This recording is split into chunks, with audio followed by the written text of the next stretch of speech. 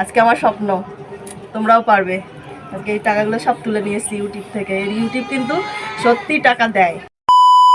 Guys, welcome back to my gardening video channel. তো এখন বাজে বিকেল 5টে, আর এখন থেকেই আজকের ব্লগটা শুরু করছি, কারণ আজকে একটা খুব খুশির দিন। আমার ইউটিউবের পেমেন্ট ঢুকেছে, তো সেই পেমেন্টটাই তুলতে যাব। আর কত টাকা পেলাম, কত কি পাবো, কিভাবে তুলেছি, সবটাই কিন্তু তোমাদের সাথে শেয়ার করব।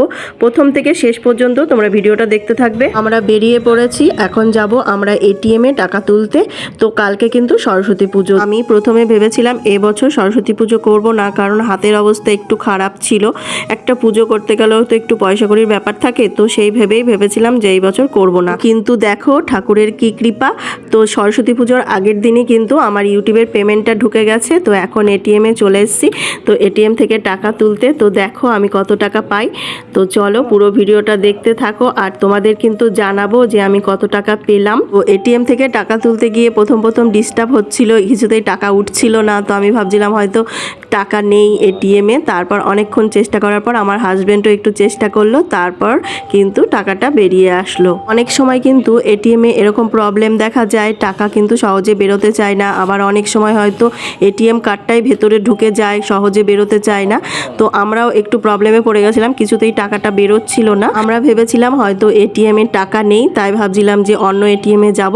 তারপর খানিকক্ষণ পরেই দেখছি না, এটিএম থেকে টাকা বেরিয়ে আসলো। তো কত টাকা বেরিয়ে আসলো তোমরা দেখতে থাকো। আমি কিন্তু খুবই আনন্দিত পেয়েছিলাম যে প্রথম ইউটিউব পেমেন্ট আমি হাতে পাবো আজকে। আর এই দেখো এটিএম থেকে আমার ইউটিউবের টাকাটা পুরো বেরিয়ে আসলো। আমি তো খুব খুশি। তো পরিশ্রম আর এত ভিডিও, এত চেষ্টার পর আজকে কিন্তু আমি সত্যি সাকসেস। তো আজকে আমার থেকেও বেশি কেউ খুশি নেই। আজকে প্রথম আমি ইউটিউবের টাকা হাতে পেয়েছি। এবার বাড়ি যাওয়ার আগে কিন্তু আমি একটি ঠাকুর আর ঠাকুরের ফল যা যা লাগে সেগুলো কিনে নেব, কারণ কালকে সরস্বতী পুজো, আর আমি ভেবেছিলাম পুজো করব না। তো ভগবানের আশীর্বাদে আমি টাকাটা পেয়ে গেছি, তাই কি পুজো না করলে হয়? তার জন্য কিন্তু ফার্স্টে আমরা যাব মার্কেট গিয়ে আমরা পছন্দ মতন আমাদের মাকে নিয়ে যাব। তো চলো দেখি এখানে কত রকমের ঠাকুর দেখা যায়।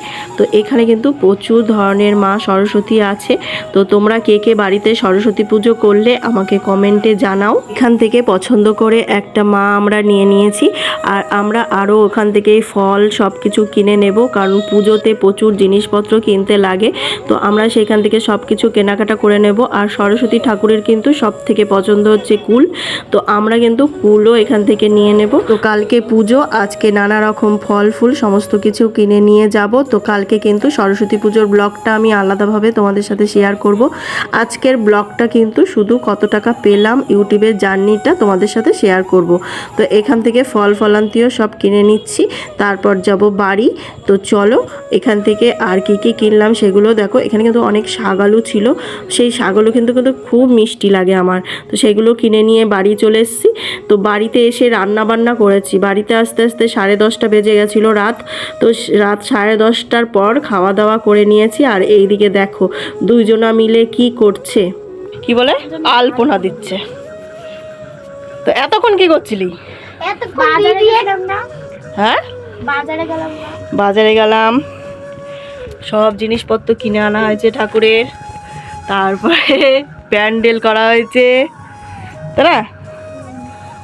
তো এখন এত রাতে এখন বসে বসে কতক্ষণ? এখন হয়নি, ওখানেও দেবো, ওইখানেও তো একটা আছে বাকি, ওখানেও করতে হবে।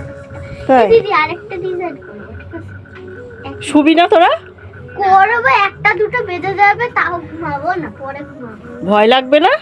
না, কি আবার একটু গল্প করবা, তারপরে 5টার সময় গেলে। 5টার সময় ঘুমাবি, আর সকাল 6টার সময় যে ঠাকুরমশাই আসবে? হ্যাঁ সেটা ঠিক আছে, ধরুন দিদি 5:30টার সময়। তাহলে তো ঘুমাবি কখন, উঠবি কখন? এই এটা কি ভালো হচ্ছে, ভালো হচ্ছে না। যাক তোমরা দুজনা মিলে দিচ্ছ, দিদিভাই দিচ্ছে, দিদি ভাই করছে আর তুমি হেল্পার? তুমি হেল্পার? হ্যাঁ, যেটা বলে মুছছে। গেলাম তাহলে আমি নিচে। হ্যাঁ চলে যাও। 12টার সময় খাওয়া দাওয়া করে বাসন টাসন মেজে ওপরে এসেছি, এখন 12:30 বাজে। এসে দেখছি এখনো পর্যন্ত দুই বোন আলপনা দিয়েই যাচ্ছে, এদের আলপনা দেওয়ার শেষ হচ্ছে না। চলো তোমাদেরকে একটা কথা বলছি, যারা ইউটিউবে নতুন তাদের কিন্তু কখনোই ধৈর্য হারালে চলবে না। কন্টিনিউ ভিডিও ছাড়তে হবে, ভিউজ আপ ডাউন করবে, কিন্তু তোমাদের ভিউজ কমার ভয়ে যে ভিডিও বন্ধ করে দেবো তা করলে কিন্তু হবে না, ভিডিও ছাড়তেই হবে। এর আগেও কিন্তু 2-3টে চ্যানেল আমার নষ্ট হয়ে গেছে, আমি কিন্তু তাও হার মানিনি। 1000 সাবস্ক্রাইবার, 5000 সাবস্ক্রাইবের পরে চ্যানেল নষ্ট হয়ে গেছে, কোনো চ্যানেল উড়ে গেছে, তারপরেও কিন্তু আমি এই চ্যানেলটা খুলেছি। এই চ্যানেলটা খোলার 1 মাসের মধ্যে আমার মনিটাইজেশন অন হয়ে গেছে এবং 2 মাসের মাথায় গিয়ে আমি এই টাকাগুলো হাতে পেয়েছি। আমি কিন্তু খুব তাড়াতাড়ি সাকসেস হয়েছি, কিন্তু হার মানিনি, আমি কিন্তু ভিডিও করেই গেছি। তো আজকে আমি ইউটিউবের পেমেন্ট তুলে নিয়ে চলে এসেছি, তোমরা দেখতে পাচ্ছ। তো আজকে আমার পুরো ইউটিউবের পেমেন্ট আমার হাতে চলে এসছে। 1 মাস আগে যেহেতু আমার মনিটাইজেশন অন হয়ে গেছে, তো তারপর থেকেই কিন্তু আমার চ্যানেলে টাকা ঢুকছিল। আর ইউটিউবে যেহেতু রুলস $100 না হলে টাকা তোলা যাবে না, তাই আজকে আমার $100 কমপ্লিট হয়ে গেছে, তার বেশি হয়ে গেছে, তাই জন্য কিন্তু আমি আজকে টাকাটা তুলতে পেরেছি। আর এই দেখো সেই টাকা, তো 2 মাসের মধ্যেই কিন্তু এই টাকাটা আমি আজ হাতে পেলাম। আর দেখো আজকে আমার স্বপ্ন, তোমরাও পারবে। এই টাকাগুলো সব তুলে নিয়েছি ইউটিউব থেকে। ইউটিউব কিন্তু সত্যি টাকা দেয়, ইউটিউব কিন্তু মিথ্যে কথা না।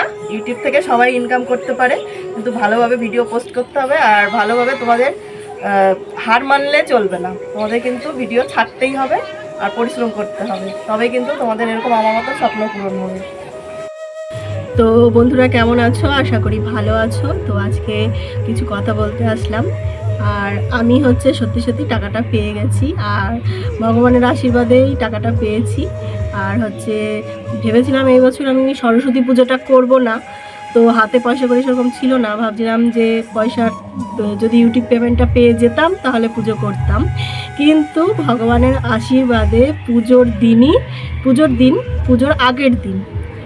আগের দিন বিকেলবেলায় আমার টাকাটা অ্যাকাউন্টে পুরো ঢুকে যায়, আর আমি কিন্তু খুব খুশি হয়েছি। তো তোমাদের তো দেখালাম আমি কত টাকা পেয়েছি, আর ইউটিউবে নিয়ম নেই যে কত টাকা পেয়েছি সেটা বলা যায়। তো আমি একটা ফোন কিনতে পারবো, তো তোমরা গেস করো যে কত টাকা হতে পারে। তো সেই টাকা দিয়ে আমি কিন্তু আমাদের সরস্বতী পুজোটা করলাম। তো ইউটিউবের পেমেন্ট দিয়েই আমি আমার বাড়ির সরস্বতী পুজোটা প্রথম করলাম। যেহেতু আমি তোমাদের সাথে কিছু শেয়ার করি যে কোন গাছটার কি উপকারী, কোন গাছটার কি নাম, সেগুলো যেহেতু করি, সেগুলো কিন্তু এক ধরনের বিদ্যার মধ্যেই পড়ে, সেগুলো কিন্তু এক ধরনের জ্ঞানের মধ্যেই পড়ে। তো মা সরস্বতীর কৃপায় আমি আশীর্বাদ চেয়ে তোমাদেরকে ভিডিওটা করতে বসেছি যে মা সরস্বতী যেন আমি যেগুলো বলি সেগুলো যেন ঠিক বলি, ভুল না হয়। আর আমি কিন্তু সত্যি কোনো চিকিৎসক না, কোনো বৈজ্ঞানিক না, আমি একটা সাধারণ মানুষ, তো নর্মালি একটা মানুষ। তো সেই আমি পড়াশোনা করে বা বই ঠই পড়ে যেইখান থেকে যতটুকু জানতে পারি ততটুকুনি জানাই। আর যতটুকুনি আমি আমার বাবা, আমি আমার দাদু, আমার পরিচিত মানুষের কাছ থেকে আমি যতটুকু জানি যে এটা কী গাছ, এর উপকারিতা কী, আমি সেগুলোই তোমাদের সাথে শেয়ার করি।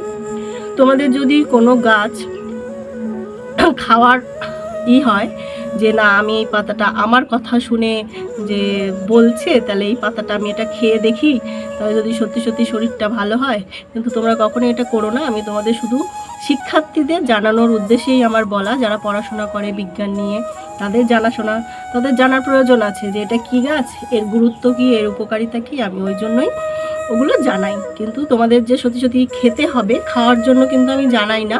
আর যদি তোমাদের সত্যি সত্যি একান্তই খাওয়ার দরকার পড়ে, তাহলে কিন্তু ভেষজ চিকিৎসকের পরামর্শ নিয়েই কিন্তু তোমরা খাবে।